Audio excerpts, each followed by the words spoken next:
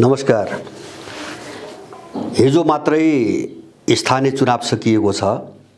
धेरै खालका घटनाहरू हामीले चुनावमा देख्यौँ, जस्तो मारपिट, गुण्डागर्दी अथवा चाहिँ पार्टीवाद र विद्रोहका चाहिँ विभिन्न प्रक्रियाहरू, स्वतन्त्र उम्मेदवारीहरू, धेरै चिज देखिए। तर यिनी रूपमा एउटा प्रक्रियामा सधैँभरि देखिने कुराहरू हुन्, कहिले बढी कहिले कम। तर चुनावमा जुन खालको बहस हुनु पर्थ्यो अथवा चाहिँ अहिलेको जो राज्य प्रणाली छ, जसलाई लोकतन्त्र भनिएको छ, यसका बारेमा जुन बहस हुनु पर्थ्यो त्यो पाटो अझै पनि कमजोर नै रहेको देखिन्छ। जस्तो बहसको चाहिँ सन्दर्भमा कमजोर रहेको देखिन्छ। मानिसहरूमा एक खालको बुझाइमा अझै पनि ठुलो समस्या छ। जस्तो यो चुनाव, यहाँको चुनाव के हुन्छ भने सारमा हेर्दा जस्तो संसारभरिकै चुनाव त्यही हो। चुनावी प्रणाली जस्तो अहिले जसलाई प्रजातन्त्र भनिन्छ, अब यसको सुरुवाती चरणमा हेर्ने हो भने एउटा धनाढ्य कुलीनहरू, ठुल्ठुला जमिनदारहरू अथवा चाहिँ ठुल्ठुला पुँजीपतिहरू ले गर्ने चुनाव हो, अथवा समग्र उनको डिजाइनमा, उनको हितमा मान्छेहरूलाई निर्वाचित गर्ने चुनावको रूपमा थियो। र त्यो अहिले एकदम पेशेवर माफिया, तस्कर र ठुल्ठुला कर्पोरेट हाउसहरूको चाहिँ चुनावमा परिणत भएको छ। तपाईको अमेरिकादेखि लिएर चाहिँ तपाईको नेपालसम्म हेर्नुस् अथवा विश्वका सबै देशहरूमा हेर्नुस्, चुनावमा कहिले पनि एउटा सो विवेकमा चाहिँ उम्मेदवारी दिने मान्छे अथवा चाहिँ एउटा स्पष्ट चाहिँ तपाईको सोच लिएर मान्छेले चुनाव जितेको इतिहास बिरलै भेटिन्छ, अपवादमा मात्रै भेटिन्छ।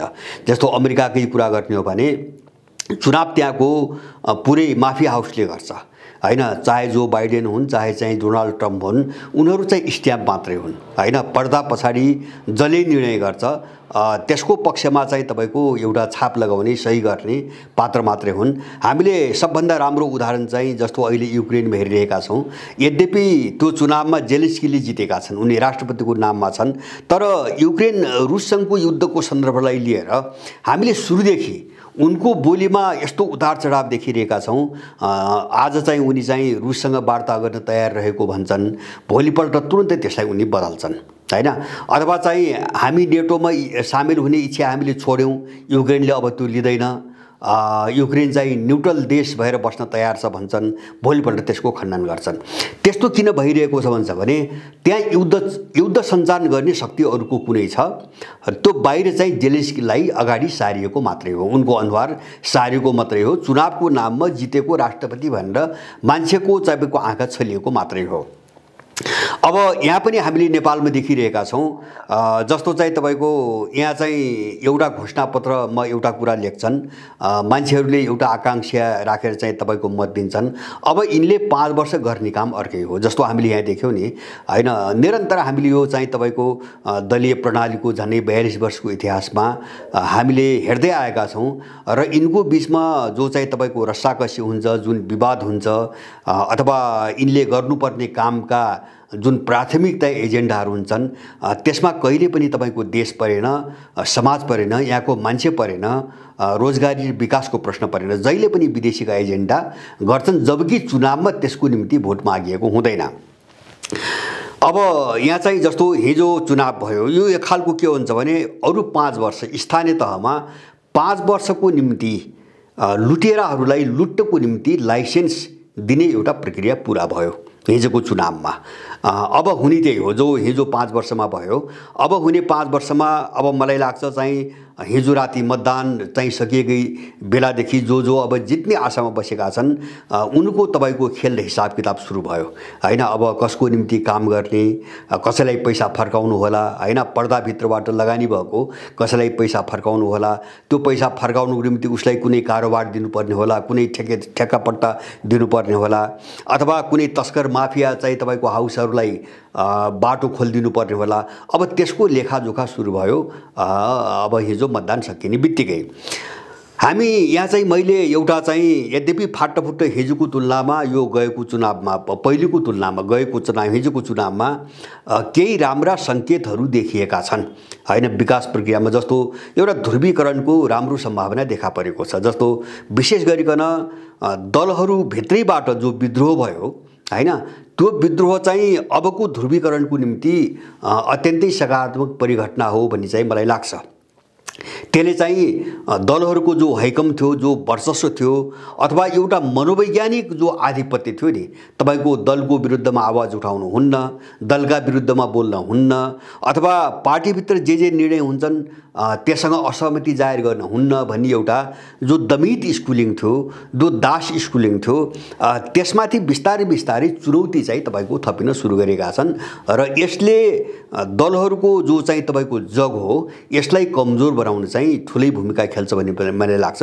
तर अपुरो पाटो, त्योभन्दा महत्त्वपूर्ण एउटा अपुरो पाटो अझै पनि हामीले देखिरहेका छौँ। त्यो के हो भन्छ भने चुनावभन्दा अगाडि हुनुपर्ने जो बहसहरू हुन् ती बहसहरू अहिले पनि पर्याप्त मात्रामा भइरहेका छैनन् र मानिसहरूको चाहिँ तपाईको एउटा ध्यानमा ती अझै पनि परिसकेका छैनन्। जस्तो चाहिँ तपाईको मैले पनि धेरै प्रतिक्रिया सुने, सायद यहाँहरूले पनि सुन्नुभयो होला। जसले भोट हाले उनीहरू धेरैबाट के सुन्यो भन्छ भने अब अहिले एउटालाई लुट्नको निम्ति चाहिँ लाइसेन्स दियो, अब चाहिँ ल यसले खानुभन्दा यसैले खाओस् भनेर चाहिँ तपाईको हाल्यो भन्ने खालका प्रतिक्रियाहरू हामीले सुन्यौँ, मैले पनि सुने। त मान्छेले कसरी भोट हालिरहेको छ मनोविज्ञान भन्छ भने हिजो एउटाले खाएको थियो, लुटेको थियो, अब त्यसको सट्टामा यसले खाओस्। माने मान्छेको मनोविज्ञान के हुन्छ भने भोट हाल्ने भनेको कसैलाई खाने लाइसेन्स दिने हो हैन। मान्छेले त्यतिसम्म बुझ्यो अहिले र त्यो यथार्थ पनि हो। त्यो खानकै निम्ति लाइसेन्स दिने हो। जस्तो त्यो लाइसेन्स खानुको निम्ति किन दिने हो भन्छ भने तपाईँ हामीले भोट हाल्यौँ, हिजो भोट हाल्यौँ, अब भोट हालिसकेपछि 5 वर्षसम्म तिनीलाई कतै पनि छुने अधिकार हामीसँग छैन, अथवा नागरिकहरूमा छैन, मतदाताहरूमा छैन। न त हामी तिनलाई कानुनी रूपमा के गर्न सक्छौँ, न त अब चाहिँ तपाईको एउटा विधि र पद्धतिबाट उनलाई हामीले नियन्त्रण गर्न सक्छौँ। किन भन्छ भने मतदाताहरूलाई त्यो अधिकार दिएको छैन। त्यसकारणले मैले बारम्बार भन्छु यो चुनाव प्रणाली होइन, यो अनुमोदन प्रणाली हो हैन। चुनावको नाममा मान्छेलाई छक्याउनुको निम्ति हैन केही उम्मेदवारहरू चाहिँ अगाडि सार्ने र अनिच्छापूर्वकै भए पनि बाध्यतापूर्वक कुनै एउटाको पक्षमा मत हाल्ने जो एउटा व्यवस्था सृजना गरिएको छ त्यसलाई चाहिँ प्रजातन्त्र भनिएको छ। हामी यो बुझिरहेका छैनौँ। यो चाहिँ तपाईको जस्तो चुनाव भनेको के हो भन्छ भने तपाईले भोट हाल्नुभयो, मैले भोट हालेँ र अब त्यो जितेको मान्छेले भने अनुसारको बाजा गरे अनुसारको काम गरेन भने त्यसलाई लगाम लगाउन सक्ने अथवा त्यसलाई नियन्त्रण गर्न सक्ने अधिकार सहितको एउटा प्रणालीलाई तपाईको चुनाव भनिन्छ, अथवा चाहिँ तपाईको अहिलेको भाषामा प्रजातन्त्र भनिन्छ। हामी त्यो पाउँदैनौँ। त्यसकारणले यो एउटा दासत्व हो र अनुमोदन प्रणाली हो। तपाईलाई मन लागे पनि हाल्नुस्, नलागे पनि नहाल्नुस्। अब यो खालको एउटा व्यवस्था छ। अब चुनावमा जस्तो अहिले पनि केही फाटफुट बहसहरू भए, चुनावमा जहाँ चाहिँ तपाईको लडाईँ केन्द्रित हुनुपर्ने हो, बहस हुनुपर्ने हो, त्यहाँ भइरहेको छैन। जस्तो मैले चाहिँ उठाउन खोजेको के हो भन्छ भने यहाँ चुनावमा पनि धेरै मान्छेहरूले धेरै ठुला आश्वासन दिएका छन् हैन। जस्तो यस्तो गर्छु, उस्तो गर्छु, विकास गर्छु, अथवा चाहिँ तपाईको के अरे चाहिँ भ्रष्टाचार रोक्छु आदि इत्यादि हैन ठुल्ठुला कुराहरू गरेका छन्। तर ती मान्छेहरूले भोलि गर्दैनन् हैन। जस्तो हामीले हिजो पनि देख्यौँ, यही काठमाडौँमै पनि अथवा देशका अरू भागमा पनि अब मेयरमा उठ्दा ठुल्ठुला आश्वासनहरू दिए, काम केही पनि भएन, बरु विपरीत खालले कामहरू भए। अब किन यस्तो हुन्छ त हैन, किन यस्तो हुन्छ त भन्छ भने हामी कहाँ गइरहेका छैनौँ भन्छ भने नेपाल अहिले यस्तो अवस्थामा छ जुन अवस्थाबाट ऊ चाहिँ तपाईको आफ्नो एउटा परिचय, आफ्नो पहिचान गुमाइरहेको अवस्थाबाट गइरहेको छ। हामीले जस्तो अहिलेसम्म नेपालको इतिहासमा परिवर्तन भन्ने जे चिजलाई बुझ्यौँ, अब त्यसप्रति नै हाम्रो गम्भीर खालको त्रुटि छ हैन। गम्भीर खालको चाहिँ तपाईको एउटा सोचाइमा समस्या छ। जस्तो हामीले परिवर्तन केलाई भन्यौँ त भन्छ भने आर्थिक र राजनीतिक स्वामित्वमा हुने परिवर्तनलाई हामीले क्रान्ति वा परिवर्तन भनेर चाहिँ तपाईको व्याख्या गर्यौँ। जस्तो आन्दोलन हुन्छ, दलको नाममा अथवा अर्काको नाममा आन्दोलन हुन्छ, सत्तामा एउटा तबका हुन्छ, त्यसको ठाउँ अर्कोले लिन्छ। माने शक्तिको स्वामित्वमा परिवर्तन आयो। परिवर्तनपछि, क्रान्तिपछि अथवा आन्दोलनपछि भनौँ न, शक्तिको स्वामित्वमा परिवर्तन आयो हैन। अब शक्ति कसको हातमा भन्ने चाहिँ तपाईको प्रसङ्ग अर्को दिशातिर गयो। त्यसले के गर्छ भन्छ भने आर्थिक क्षेत्रमा पनि स्वामित्वमा परिवर्तन आउँछ। जस्तो हिजो एउटा वर्गको हातमा आर्थिक स्वामित्व थियो, देशको अर्थतन्त्र थियो। अब केही चाहिँ तपाईको आन्दोलनपछि परिवर्तनको नाममा त्यो स्वामित्व अर्को तबकाको हातमा जान्छ। बस अब यो प्रक्रियाबाट हामी सधैँभरि चाहिँ तपाईको गुज्रिँदै आएका छौँ र हामीले क्रान्ति भनी बुझेको राजनीतिक र आर्थिक स्वामित्वमा आउने जो परिवर्तन हो त्यो परिवर्तनलाई हामीले क्रान्ति भनेर बुझ्यौँ। र अब क्रान्तिको परिभाषा योभन्दा अगाडि छैन भन्ने चाहिँ मानसिकता बन्दा हामी कस्तो चाहिँ समस्याको शिकार भयौँ भन्छ भने अब यसको पनि विकल्प छ भन्ने हामीसँग सोचै नबन्ने भयो हैन। तर हामीले जति परिवर्तन भने पनि, जति चाहिँ तपाईको आन्दोलन भने पनि, जति क्रान्ति भने पनि मानिसहरू झन्झन बर्बाद हुँदै गएका छन्, देश झन्झन बर्बाद हुँदै गएको छ। कारण के? जस्तो परिवर्तनले मान्छेको जिन्दगीमा सुधार किन गर्दैन, देशको चाहिँ तपाईको समग्र वातावरणमा सुधार किन गर्दैन? अथवा अर्को भाषामा भन्ने हो भने क्रान्ति र त्यसपछिको जो चाहिँ वास्तविकता हो हैन, देश समाजको र मान्छेहरूको जीवनको जो वास्तविकता हो त्यसका बीचमा एउटा झन्झन ठुलो दूरी किन बढ्दै जान्छ हैन। त्यो सबै चिज जस्तो मानिस सम्पन्नताको बाटोमा, खुसीको बाटोमा अगाडि बढ्नुको साटो झन् विपन्न र झन् दुखी किन हुँदै जान्छ? प्रत्येक क्रान्तिले प्रत्येक परिवर्तनले मान्छेको जिन्दगीलाई झन् कष्टकर किन बनाउँछ? किन भन्छ भने हाम्रो बुझाइ अपुरो छ। मैले यही कुरा उठाउन खोजेको। जस्तो त्यो समस्या हामी कहाँ छ भन्छ भने हामीले चाहिँ आफ्नो पहिचान के हो भन्ने कुरा नै हामीले बुझेनौँ हैन। जस्तो देशको मेरुदण्ड, समाजको मेरुदण्ड तपाईँ हाम्रो मेरुदण्ड, अथवा देशको पहिचान तपाईको समाजको पहिचान र त्यो व्यक्तिको पहिचान भनेको आर्थिक र चाहिँ राजनीतिक स्वामित्वमा आउने परिवर्तनबाट हुँदैन। हामीले यही कुरा बुझिरहेका छैनौँ। अब सबै चिजको पहिचान भनेको त्यो देशको इतिहास, त्यो देशको सभ्यता र त्यहाँका संस्कृतिहरू नै हुन् पहिचान भनेका हैन। अब यो संस्कृति भने के हो भन्छ भने संस्कृति भनेको तपाईँ हामीलाई बुझाइएको हैन अर्थमा हेर्ने हो भने हामीले अत्यन्तै सतही रूपमा संस्कृति भनेको पूजापाठ भन्ने बुझ्यौँ, टिकाटाला पूजापाठ भन्ने बुझ्यौँ हामीले।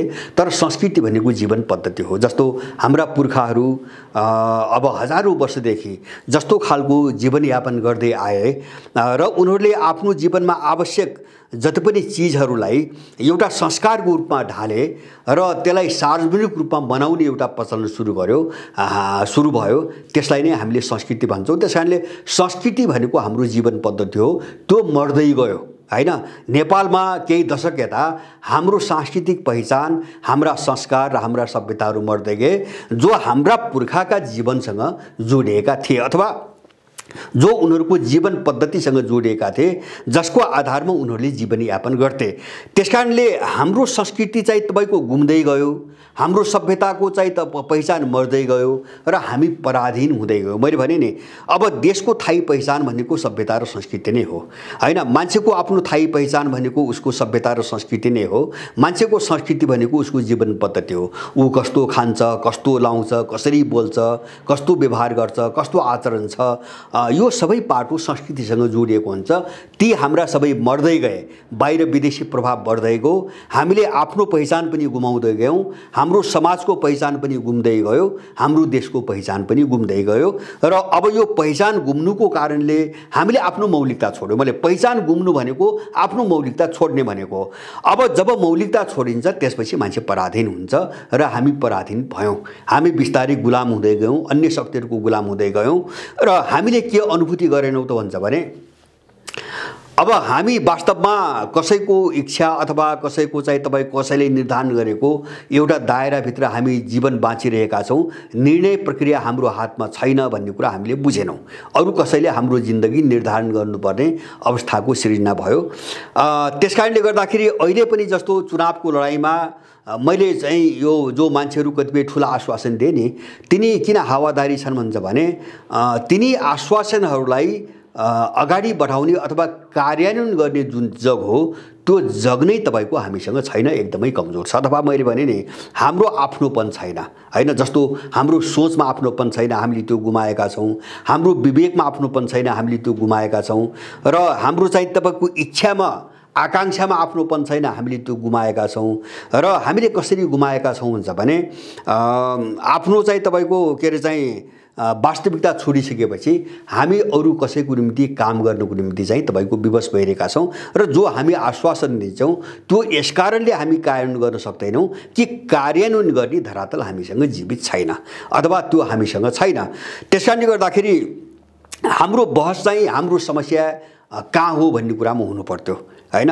हाम्रो समस्या कहाँ हो र त्यो समस्यालाई नसुल्झाइकन हामीले बोलेका कुराहरूमा काम गर्न हामी सक्दैनौँ भन्ने कुरा हामीले बुझेनौँ। जस्तो एउटा उदाहरणको निम्ति अहिले चाहिँ जस्तो चुनाव भयो, अब काठमाडौँमा चाहिँ मेयर जित्ने मान्छेले मलाई लाग्छ उसलाई जसले जिताउँछ अथवा चाहिँ उसको वरिपरिको चाहिँ जस्तो नगरपालिकाभित्रको सारा संयन्त्र छ, मेकानिजम छ, त्यसलाई जसले घेरेर बसेको छ, त्यसलाई जसले सञ्चालन गर्छ, आखिर त्यसकै इच्छामा त्यसले काम गर्नुपर्छ। किन भन्छ भने त्यो जितेर जाने व्यक्ति खडा हुने आफ्नो उसको मौलिक धरातल छैन। मौलिक धरातल नभइसकेपछि मान्छे होला भावनात्मक रूपमा गर्छु भनेर भनेको होला अथवा चाहिँ गर्छु भन्ने सोच पनि होला, तर यो सम्भव छैन। किन भन्छ भने जब धरातल नै गुमिसकेको छ, आफ्नो मौलिकता गुमिसकेको छ भने त्यो मान्छेले अरू कसैको निम्ति काम गर्नुपर्छ हैन, काम गर्न बाध्य हुनुपर्छ। किन जग त्यस्तो छ अथवा परिवेश त्यस्तो खालको बनेको छ।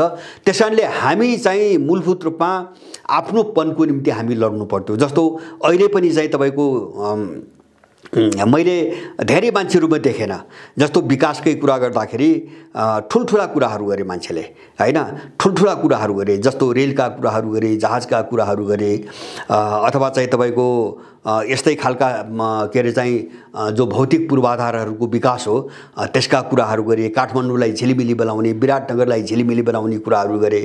तर कसैले पनि के गरेन भन्छ भने हामीसँग भएका स्रोत साधनहरूलाई कसरी परिचालन गर्ने र त्यहाँबाट कसरी चाहिँ हामी आत्मनिर्भर बन्ने भन्ने कुरा कसैले गरेको चाहिँ तपाईँको देखिएन हैन। फाटोफुट्टा बाहिर गएर होलान्। जस्तो हामीसँग भएको स्रोत साधन भनेको हामीसँग कृषिको स्रोत छ, सम्भावना छ, पशुपक्षीको सम्भावना छ, बागवानीको सम्भावना छ, पर्यटनको सम्भावना छ अथवा सांस्कृतिक सम्पदाहरू हामीसँग प्रशस्त छन्। अब यसलाई कसरी जोगाउने र यसलाई चाहिँ तपाईँको एउटा विकासको प्रक्रियासँग कसरी जोड्ने भन्ने कुराहरू एकदमै कम फाटफुट्ट मात्र सुनिए र अधिकतर रूपमा के देखिन्छ भने जो हामीसँग छैन, जो पूर्ण रूपमा हामीले आयात गर्नुपर्छ, बाहिरबाट ल्याउनुपर्छ, त्यसमा आधारित विकासका कुराहरू धेरै भए। यसले हामीलाई कहाँ लैजान्छ, कहाँ लगिरहेको छ भन्छ भने हामीले चाहिँ तपाईँको देखेका छौँ, झिलिमिली बजार देशभरि देखेका छौँ हैन। तपाईँको चाहे तपाईँको एकदम दुर्गम पहाडी जिल्लाहरूको कुरा गर्नुहोस् वा चाहिँ काठमाडौँ जस्तो चाहिँ सुविधा सम्पन्न सहरको कुरा गर्नुहोस्, बजार सबैतिर झिलिमिली छ तर विकास कहीँ पनि छैन। हामीलाई कहाँ गुमराहमा पारियो भन्छ भने यो चाहिँ बाहिरी शक्तिहरूले अथवा माफियाले अथवा चाहिँ यो चाहिँ बाहिरबाट आउने सामानहरूले जो देश झिलिमिली बनाएको छ, गाउँघर झिलिमिली भएको छ, यसलाई हामीले विकास पनि बुझिरहेका छौँ।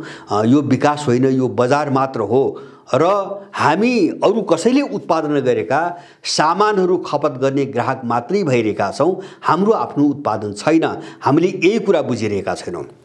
हाम्रो उत्पादन किन छैन त भन्छ भने जस्तो एउटा त काठमाडौँ यस्तो, काठमाडौँमा सबै चिज छ। जस्तो अहिले युरोपमा पाइने सुविधा अथवा चाहिँ तपाईँको अरू सम्पन्न देशहरूमा पाइने सबै सुविधाहरू केही मान्छेहरूको काठमाडौँमा सबै छ, तर काठमाडौँमा जो छ त्यो सबै बजार हो, विकास होइन। किन भन्छ भने त्यो हाम्रो होइन। अब त्यो हाम्रो होइन, जति जो तपाईँको यो बाहिर चाहिँ यिनी जो दलाल वर्ग हो अथवा चाहिँ जो माफिया वर्ग हो, यसले जे चिजलाई विकास भनिरहेको छ त्यो जति जति बढ्दो छ त्यति त्यति हाम्रो देशको मानिस चाहिँ तपाईँको विदेश पलायन हुँदैछ रोजगारी नपाएर। किन भन्छ भने उत्पादन ठप्प छ, उत्पादन कहीँ पनि छैन। अब आफ्नो चाहिँ तपाईँको विकास निर्माण भने कहीँ पनि छैन। हामीलाई बजारलाई झुक्क्याएर चाहिँ विकास भनिरहेका छन्। त्यसकारणले जति जति यिनको विकास हुँदैछ त्यति त्यति यहाँको मान्छेको तपाईँको दुर्दशा चाहिँ तपाईँको बढ्दैछ, त्यसको दायरा चाहिँ बढ्दैछ। अब यस्तो किन भयो त भन्छ भने हामीले विकास गर्ने हाम्रो चाहिँ आधारै भएन। जस्तो विकास मैले भने नि, हाम्रा स्रोत साधनको उपयुक्त त्यो बेला मात्रै हुन्थ्यो जब हामीले आफ्नो चाहिँ सभ्यता संस्कृति के हो भनी बुझ्थ्यौँ। त्यो चिजले मात्रै हाम्रो आवश्यकता के हो भनी बुझाउँथ्यो। जस्तो हाम्रो चाहिँ सभ्यता, हाम्रो संस्कृति, हाम्रो इतिहास हामी बुझ्थ्यौँ भने हैन, त्यसमा हाम्रो जग हुन्थ्यो भने हामी हाम्रो आवश्यकता के हो भनेर बुझ्थ्यौँ। हामी त्यो हाम्रो आवश्यकता के हो भन्ने पनि बुझेनौँ। त्यसकारणले कतिपय मान्छेहरूका एकदमै गलत खालका चाहिँ त आश्वासनहरू, गलत खालका नाराहरू अथवा होला कसैले केही गर्लान्, तर त्यस्तो विकासले, जुन विकासले हामीलाई केही पनि गर्दैन हैन, न उत्पादन दिन्छ, न रोजगारी दिन्छ, अथवा न देशले आत्मनिर्भर बनाउँछ, यस्तो विकास नेपालमा भइरहेको छ जसले खाली त्यो बाहिरबाट आउने सामान अथवा चाहिँ विदेशी सामान, माफियाहरूको सामानको एउटा बजारको दायरा विस्तार गर्ने हैन काम मात्रै गरिरहेको। जस्तो नेपालमा हामीले विशेष गरिकन यो 62-63 सालपछि कस्तो देखिरहेका छौँ भन्छ भने कुनै पनि जिल्लामा हैन अधिकांश चाहिँ तपाईको गाविस, अधिकांश गाउँहरूका तपाईको सारा पहाड फोडिएका छन् बाटो बनाउने नाममा। पहाड फोडेका छन्, त्यसले कति बाढी ल्याएको छ, कति भूस्खलन भएको छ, कति चाहिँ प्राकृतिक चाहिँ विपत्ति ल्याएको छ र कति पर्यावरण मासिएको छ। अब त्यो हामी बिस्तारै भोग्दै गइरहेका छौँ अहिले। तर हामीले त्यो बाटो बनायौँ, त्यो विकास पनि बनायौँ हैन, विकास यिनले विकास भने हैन, किन त्यो माफियाले त्यही ढङ्गले यिनीहरूलाई परिचालन गर्यो दलहरूलाई, हामीले विकास भन्यौँ। तर त्यो विकास हाम्रो निम्ति थिएन। त्यो गाउँ गाउँमा चाहिँ बाहिरबाट आएको सामानलाई गाउँ गाउँमा घर घर पुर्याउने एउटा रणनीति थियो। त्यसै कारणले अहिले पनि तपाईँहरूले हेर्नुहोस्, जति पनि जस्तो बहुराष्ट्रिय कम्पनीले जो ऋण दिन्छन्, जस्तो विश्व बैंक, अन्तर्राष्ट्रिय मुद्रा कोष, एसियाली विकास बैंक अथवा चाहिँ कुनै देशहरूले जो ऋण दिन्छन्, त्यो ऋण नेपालको स्रोत साधनमा लगानी गर्ने ऋण उनीहरू दिँदैनन्।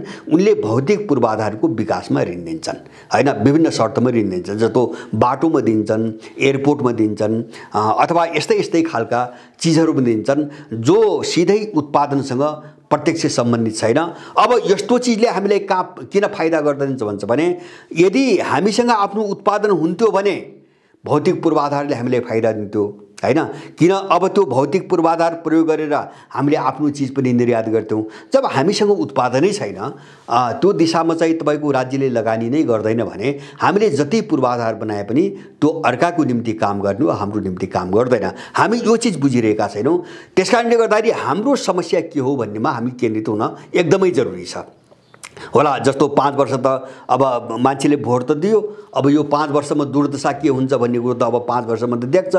यो व्यवस्था जाला नजाला बेग्लै कुरा हो, तर 5 वर्षको निम्ति एउटा लाइसेन्स, लुट्ने लाइसेन्स दिए। अब हामीले चाहिँ तपाईँको एउटा मुद्दाको आधारमा बहस गर्ने अथवा त्यसको आधारमा एउटा निर्वाचन प्रणालीमा जाने हाम्रो चेतना र त्यो खालको बहस पनि विकास भएको छैन। यस्ता कुराहरूमा अब चाहिँ गहिरिएर ध्यान दिन एकदमै आवश्यक छ भन्ने लाग्छ।